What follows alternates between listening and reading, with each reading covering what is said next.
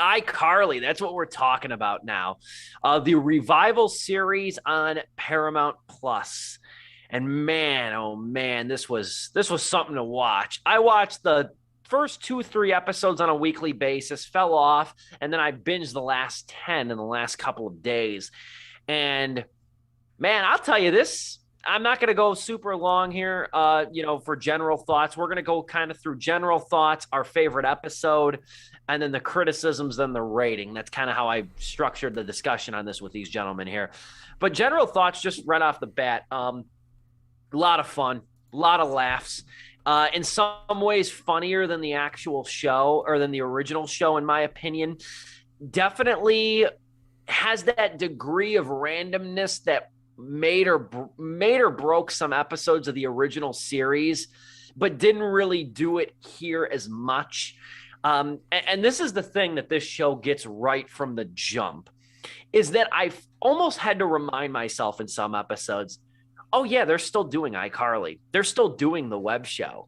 This felt less focused on the web show than the original show, for the better, in my opinion, because we've seen 80 something episodes worth of the web show in the original show.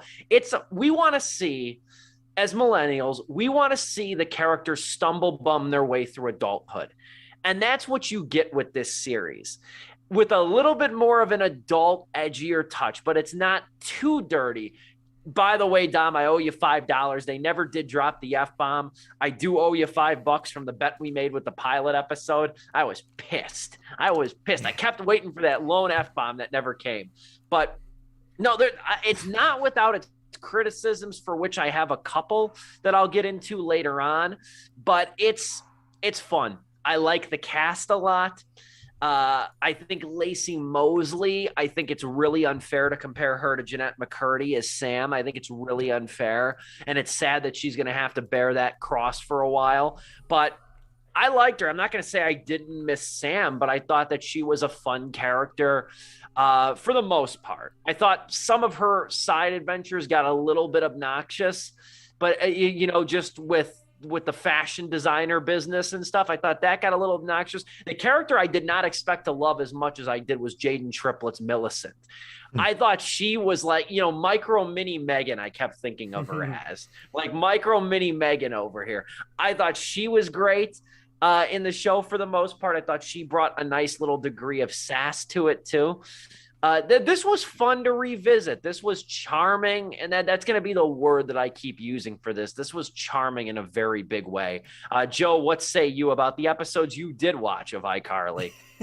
I have to basically kind of just piggyback off of what you said. It was honestly a very good reboot. I was really pleasantly surprised, because when we talked about the news of it getting rebooted in the trailer, I even said, I'm like, yeah, I was never crazy about iCarly. I was more of a Drake and Josh guy and everything. I'm like, but this does look promising. I'll probably check it out.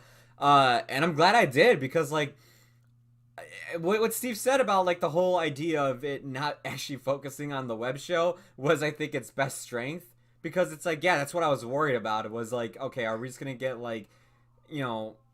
dumb little gags here and there of them doing the show, but now they're older and everything, and they're probably not going to have that funny material like they did on Nickelodeon, or the energy to do it. It's no, instead they actually focus on issues that millennials are going through and everything. And I was just no, that's the way to do it. That's, and just have that thing kind of be in the background as to why Carly is popular, how she gets by every day, and all this other stuff. That works. If anything, it was just fun to see at least these characters again, because I did watch the show. Despite not being a crazy fan about it, I did watch it, and it was a lot of fun to see Carly Spencer and Freddie come back to play their characters. I had a great time seeing that. And if I won't ruin any of the cameos we get from other characters throughout the show, but those were great too. And I'm hoping with season 2 we get even more of them, especially a big one. But I think I know. I'm about 75% sure I know. Even though I didn't finish the season, I'm I gotta look up. Am I missing out on seeing this cameo? And it's I looked it up. I'm okay, I'm not. I think I know who you're talking about. But yeah, man, I had such a great. I think only one episode I didn't like, and it was the episode where like it kind of talks about cancel culture in a sort of way, and like Spencer is mad at Carly, and like they kind of go at it. I thought that episode was like okay. The full apology. The apology, thank you. Yeah, I That one, yeah, apologize. that was my weakest. That was my pick for weakest as well. The best episode by far, and this is where it was the last episode I watched, was I Take a Girls Trip, where and it's like I've been seeing this thing all over TikTok and everything, and like when I saw that, I'm like, I have to at least get to this episode, and I pushed so hard to like actually fit like an episode into my schedule and everything, or watch it during like my lunch breaks at work. And once I finally got to it, I was like, okay, thank God, here we go.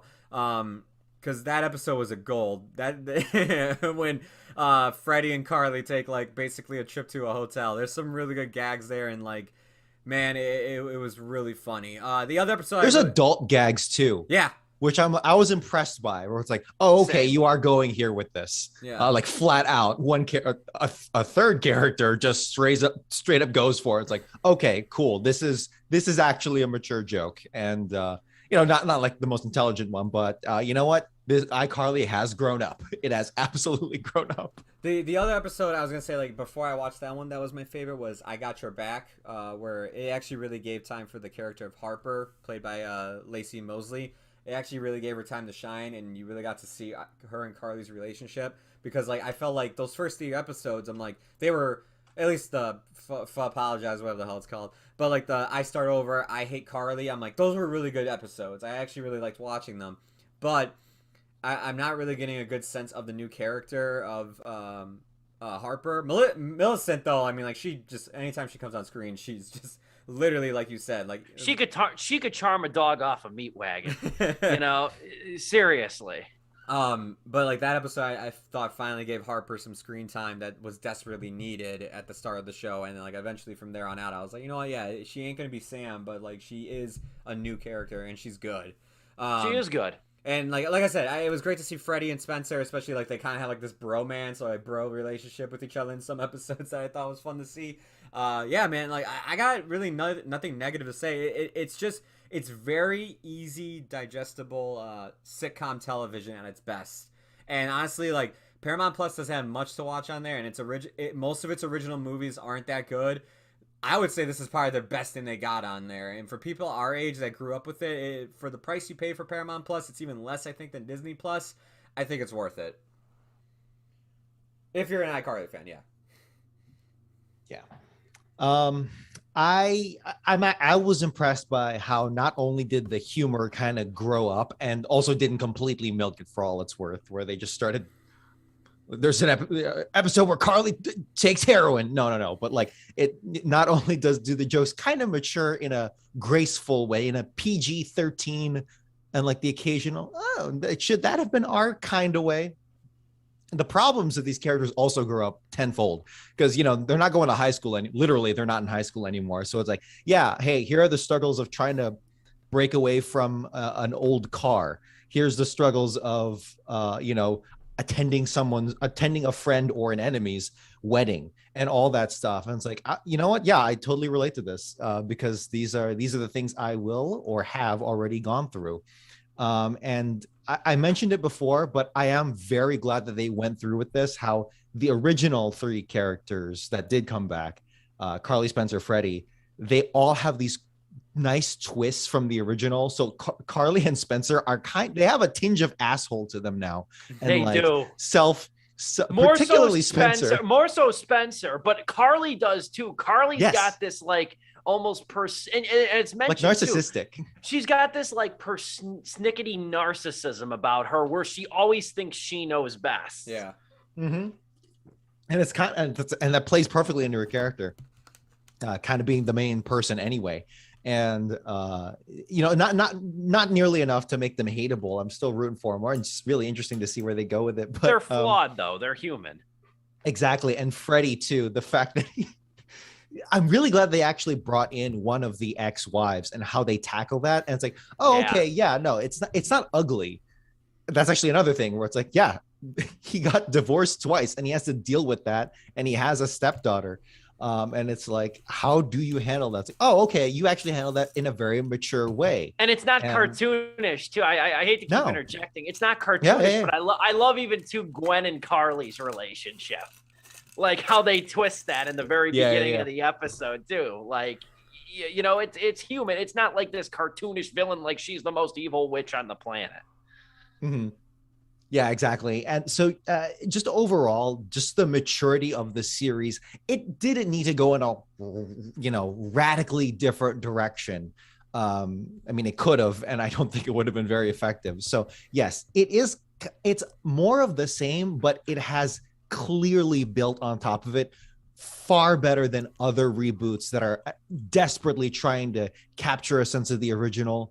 And it's like, you're capturing too much of it, man. It's like, I'll just put on the old ones. So it's does anyone care about Fuller House anymore? I never even watched that. I was never even a fan of Fuller House. That reboot sucks ass. All right, I'll just say I don't even know. I have no connection to it whatsoever. I didn't watch it.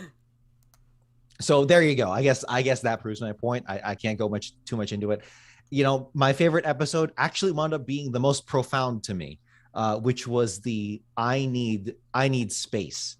Which is the one where they joined, not the MLM one, but they joined this kind of women's club, all women, women's club, and it's like very progressive, seemingly on the outside, and there's like it's very kind of neoliberal, hoity-toity, and all that stuff, and it's like and like girl power, and then it's like the fact that the show was able to take girl power, a seemingly extremely safe position for everything to take these days, particularly corporations.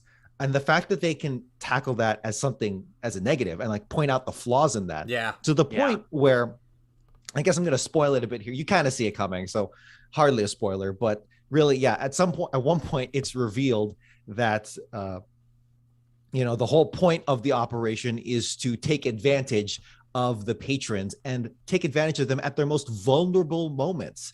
And I'm like, holy shit, if that is not just the summation of social media, of like capitalism at its heart, you know, just taking advantage of us for money's sake and you know, our data and our most private, intimate moments. If that ain't that right there, I am slightly disappointed. Well, actually, you know what? I take it back. At one point, instead of exposing the people in charge of this operation, they kind of hold it for blackmail. And so it's like, should I be proud of that because that's devious? Is that like a real Millicent move? Or should I be disappointed that they didn't go full with the right thing? I don't know. But the fact that this episode was able to, you know, tackle that head on and go above and beyond the very safe, you know, girl power, particularly because the protagonist, you know, is a woman in and of herself, and just take that in a really cool direction. I'm glad of that. In terms of criticism, kind of a holdover from the previous show where it's like, there's a cringe here. There's like a layer of cringe. Yes. You can't deny it. There's a layer and it's a layer of cringe. And this is the nagging problem with iCarly. And I'll get to my favorite episodes in a minute. There's a layer of cringe that was not present in Drake and Josh. It wasn't present in Zoe 101. Yes. It wasn't present in like Keenan and Kel, even though I know that's not Schneider. But there's a level of cringe here. Thankfully, there's no goddamn random dancing at the end of the day.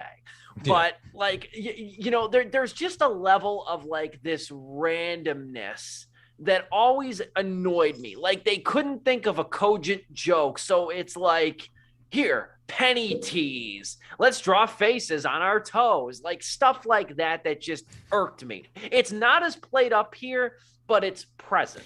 It's definitely present.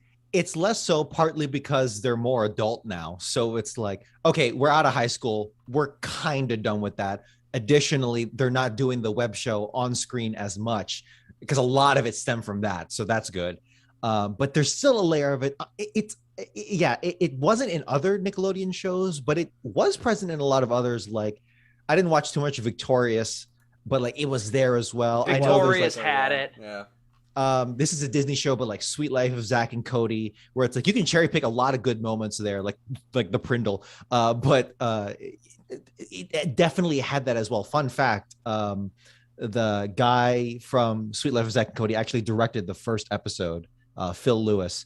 But that is just a fun little really? factor on the side. But yeah, there's still a layer of it, and I think this is just part of the show now. Thankfully, however, if you don't get completely turned off of that light layer of cringe after the first 4 or 5 episodes, you're probably used to it by now. And it's like spice, man. It's like, is it gonna be is it gonna be there? Yeah, but like, how's it gonna be there? Okay, cool. It'll just because I was watching with Chelsea, my girlfriend, and it's actually I know you guys were saying it's not very it's hard to binge watch a show these days. Not so much when you're with someone who's kind of a pothead, which is Chelsea. Much as I love her, Fair. This is the perfect show to binge watch in that case. And it's kind of a popcorn series as well. But yeah, there's a layer of it that kind of keeps it interesting, not in the best way that it could have been, but just interesting. So you know what? We'll learn to live with it, and we have. So yeah, that's honestly the biggest part. And like kind of things like, I feel like you could have done that joke better. Not that I'm a director, but it's like, I don't know. Again, very nitpicky. I could get into it. What I like too, here's another element that I did like. I liked how like the first 6 episodes, and Joe, like I said, you didn't finish it, but without ruining anything, I like how the first 6-7 episodes, they really established a good foundation, and then the episodes start bleeding into one another as they go on. Like there's continuity arcs and there's character arcs that carry over to following episodes. They didn't do that right away. They let you get used to Harper and Millicent and the new dynamics and the altered personalities before they brought that in. I'll say too, I was going to go on my favorite episode of the show, because I think I'm the only one that hasn't given it. My favorite episode, quite honestly, is the IMLM episode. The multi-level marketing episode, because my God, here's the thing. As all guys in our mid-20s, we all know somebody from high school that got sucked into a pyramid scheme. Yep. We all know somebody that tried to get us, looking at you, Cutco, but that ain't neither here nor there. But anyway, you damn knives. But anyway, I love that episode for a couple of reasons too, because the subplot of that episode is Harper trying to break out of her Skybox coffee shop gig to pursue her dream as being a fashionista, which is tough, or a fashion designer rather, which is tough position to be in, as we're all in our 20s. It's like, you're trying to figure out that path. And I think that did it really well. I also really I didn't like the subplot of this episode with Spencer going blind from the pepper spray, but I honestly did find myself pretty gripped by the I Hate Carly episode. I did find myself pretty, I don't know why. That was like an episode that I feel like could have been an original episode, like from the original series, but it was done with a degree of tact as an adult and talking about the bitterness. But if you want to talk about the most cringeworthy moment of the whole season, man, it's got to be that character's final minute when he finally gets on iCarly. Yeah. Oh my God, I pulled a muscle cringing, which I know was the desired effect, but God. It's moments like those, because it's like I said, I like that episode a lot too. I thought because I believe they released the first 3 episodes on Paramount, or the first 2. And I remember out of that grouping, that was my favorite one when it first got launched. And I was like, this is great. But yeah, I remember seeing that last minute where he starts doing the poetry or whatever. I was just like, see, this is why I never got into the show that much, is because they would do stuff like this. Here's my argument. It's not even so cringeworthy. It's funny though. You know what I mean? It's just bad. Yeah. It's just bad. See, I feel like they could have just executed it better. Like I conceptually, agree. It was right. That's what I'm saying. It's like you could have done that joke better, because I can see an opening. Again, I'm not a director. I've never done any kind of show running or any kind of that sort. But at the end of the day, I don't know. It's like right there. But anyway, you picked a good slate of them. Honestly, I think my favorite character, because I know you guys went over, I think it actually has to go to Harper, because Millicent is great. Don't get me wrong, but I really grew into Harper because Millicent just kind of came out of nowhere for all of us. She had that going for her, but for Harper, she had, the comparisons to Sam. She's a woman of color and she's bisexual. And on top of all of that, in terms of the traditional hate, there's also the perception whenever you cast someone who is of color or of a different sexual orientation, you kind of have to like work on that really hard to make sure you're not the token of that character. It's like, yeah, we just kind of threw her in there because she was Black and bisexual. We're good. Again, kind of like how they tackled that I Need Space episode where it's like, yeah, girl power. No, wait, there's actually something going on here. In terms of Harper, it's like, yeah, bisexual, Black. Wait, no, she actually has her own hopes and dreams and personality quirks, and she actually meshes really well, and she has really fun, chaotic timing. She has personality traits that I would mention before saying she was bisexual. And that's the kicker, too. What have I long bitched about with movies? About how, like, if the character's defining characteristic is their sexual orientation, you don't have a character. Yep.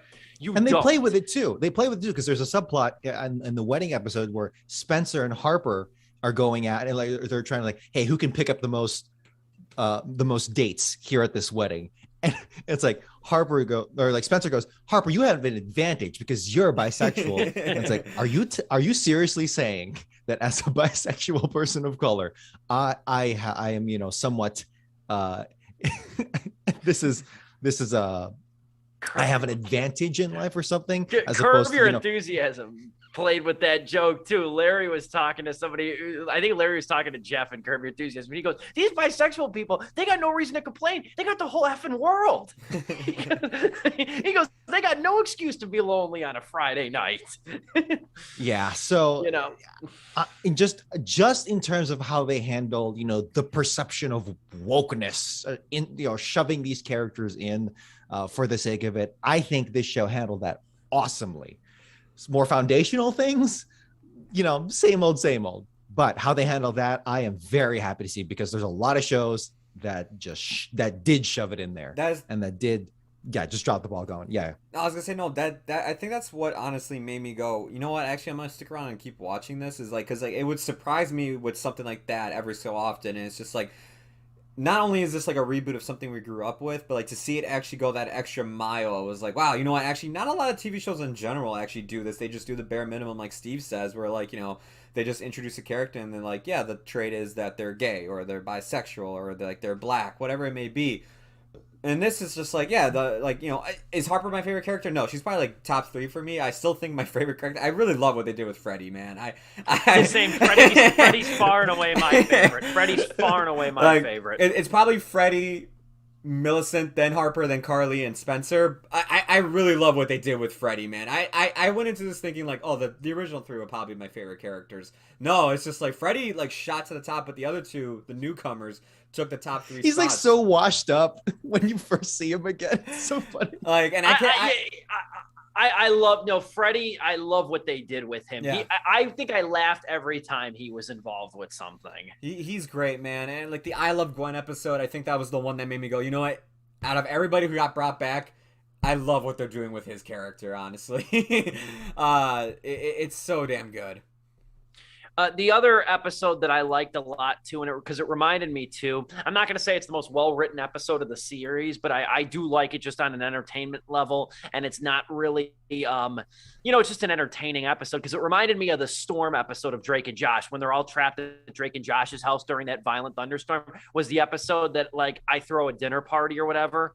The dinner party episode with Wes's Nana, that I like that episode a lot, just because how it brought everybody together and like entrapped them in this sort of setting, and Freddie's trying to launch the app and whatnot. I really love that episode.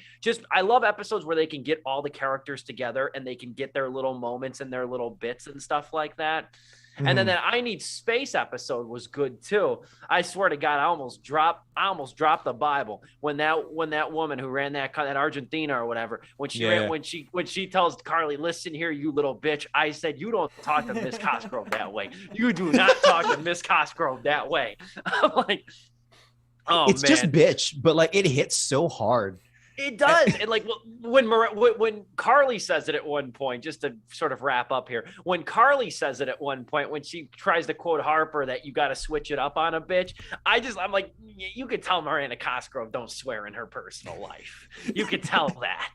You could tell that Carly Shay does not swear in real life. But they didn't go overboard with it. Like there's not a sex scene. It's very firmly, it was close to one. PG-13. Yes, there was. No, But no, it's very respectfully PG-13. If they would have gone that extra mile in that one episode, I would have been like, okay, I don't know about this anymore.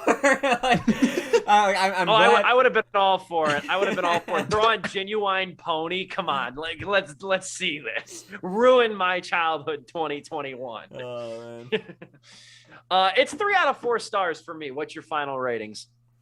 Dom, go ahead, man. Yeah, honestly, solid 3 out of 4. I'm actually really happy to see where it goes, particularly where they left off on the Joe. Promise me you'll finish it. Go ahead. No, you can. Yeah, because just promising you'll finish it because I am curious to see where they'll go from there. Because it's like it's dual parallel romantic things. I'm like, okay, this is actually getting interesting. I'm not usually like into that like shipping and stuff. I take that back. I wrote Sam and Freddie fan fiction. So who the hell am I to talk? But yeah, dude, 3 out of 4 because I'm just so proud that this show actually handled its character work awesomely. In terms of like the pacing and joke by joke thing, script writing, sure, still need work. It's always kind of needed work, but the characters, that's why we love this show. And it's got room to grow, man. It's got room to grow. Send us home. I'm the same. I got to, like I said, I'm only have 3 episodes left, but where I'm at, it's an easy 3 out of 4 stars. I really did enjoy it. I had a fun time watching this. And Don brought up the best point, man. Like they actually treated the characters and actually did stuff with them that that you don't typically see with reboots from time to time, or even just like shows in general. Because when it comes to a show, if you don't have characters that are fun to hang out with and good to go back to, or even interesting to hang out with, like I'm not saying like every character is fun. Like Tony Soprano's not a fun guy to hang out with, but he's an interesting one to watch. But like with iCarly, I honestly love the cast. I love this reboot cast, and I'm glad to hear it got renewed for season 2. And even though I have not finished season 1, I am going to finish it, and I can't wait to see like what you guys are saying and find out where it's going to lead to. So yes, 3 out of 4 stars for me. Whenever we get season 2, I think we ought to review it on the show once again.